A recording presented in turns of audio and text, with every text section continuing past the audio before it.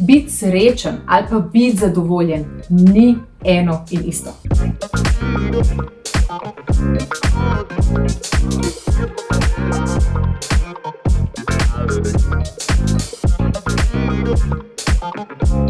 Danes sem se pa odločila, da bom povedala nekaj o sreči in o zadovoljstvu. To je taka zelo zlajnana tema, ampak vseeno moram to nagovoriti, ker sem pred časom imela eno tako simpatično stranko na enem predavanju. Je tudi meni dala misel, pa ne vem, kar povem, zakaj gre. Homologija ne uporablja termina, besede, izraza sreča.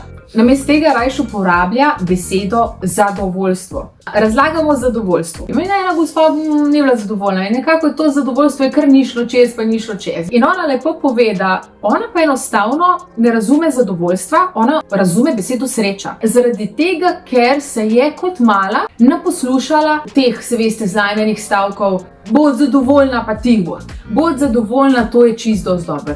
In tako dalje. A se je še kdo od vas to naposlušal? In beseda zadovoljstvo, namesto da bi nekaj pozitivnega predstavljala, je njej predstavljala nek kompromis. Sreča je nekaj popolnoma drugega od tega biti zadovoljen. Sreča je hipna stvar in je neprav, da jo tako čislamo, na vsakem koraku poslušamo o njej in jo skušamo neprestano osvajati in držati, zadržati. Kot da bi bila medalja, ki jo enkrat osvojiš in ne gre več nikamor. Sveste, jo prineseš domov in postaviš na omaro. To je to, sreča osvojena. Ne, sreča je mehanizem kratkega roka, ki nam je na voljo za šote. Ja, prav ste slišali dobesedno za dopaminske injekcije. In to je tudi prav, temu je namenjena in tako jo moramo dojemati in jemati.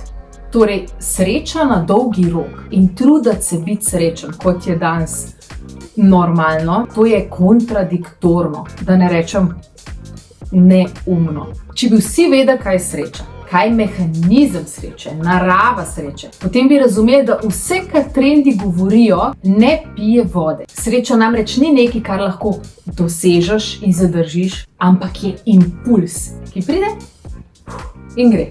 Ima čisto svojo zgodbo, svojo naravo, svoje mehanizme. In bolj, ko to razumemo, zato o tem govorimo, in bolj, ko vemo, kako jo dojemati, kako jo uporabljati, kako prepoznavati in tudi vedeti, kaj lahko od nje imaš, ko jo koristiti v svoj prid, no, takrat lahko z njo upravljamo in jo uporabljamo sebi v dobro oziroma v svojo korist. Zaradi tega, kar sem ravnokar povedala, homologija ne govori o sreči, ampak raje govori o zadovoljstvu, ker to pa je stanje, ki je razvlečeno preko daljšega časovnega obdobja, lažje dosegljivo in katerega z lahkoto, brez škodljivih vzvodov, dosegamo in vzdržujemo vsi. To seveda ne pomeni, da gre pri zadovoljstvu pa za neprekinjeno stanje. Prekinitve vsake toliko so nujne, ker omogočajo ekspanzijo. Za primer si predstavljate, velikokrat rada povem, pihanje balona ali pa porod. Ko imamo balon, se moramo pripraviti, pihamo, se dogaja ekspanzija, spustimo, vidimo napredek, ocenimo, malo počijemo, se spet pripravimo, spet pihnemo. Ta dinamika v življenju se skozi izmenjuje. Torej, ko mi se sprostimo, vdahnemo, zajamemo zrak, pogledamo napredek, takrat nas preveva občutek zadovoljstva. Pogledamo, kaj smo glihkar uspeli narediti in naredimo strategijo za naprej. Ko pihamo balon, to pomeni, takrat moramo nekaj dati od sebe, takrat moramo vložiti določen trud, takrat je občutek zadovoljstva prekinjen. In trenutek napora, ko mi pihamo, no to je trenutek ekspanzije. To je napor in to moramo okusiti, če hočemo na drugi strani pa uživati v občutku stanja, kako smo nekaj naredili, kako se je nekaj spremenilo, kako je nekaj nastalo. Ta dinamika tega izmenjavanja se mora neprestano dogajati. To se dinamično izmenjuje preko celega življenja, pri vseh in na vseh področjih. To je namreč dinamika zadovoljstva. Sreča?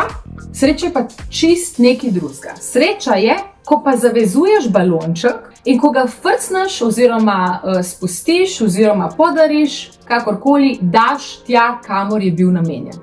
Ta hipna, kratka zadovoljitev na koncu je občutek sreče, ko vidimo, da smo nekaj uspeli dokončati, izvršiti, narediti, ko se skopamo v tem prijetnem občutku, ampak ne traja dolgo. Hitro mine, kot smo že povedali, zaradi tega, ker moramo iti kaj? Ja, pihati naslednji balon.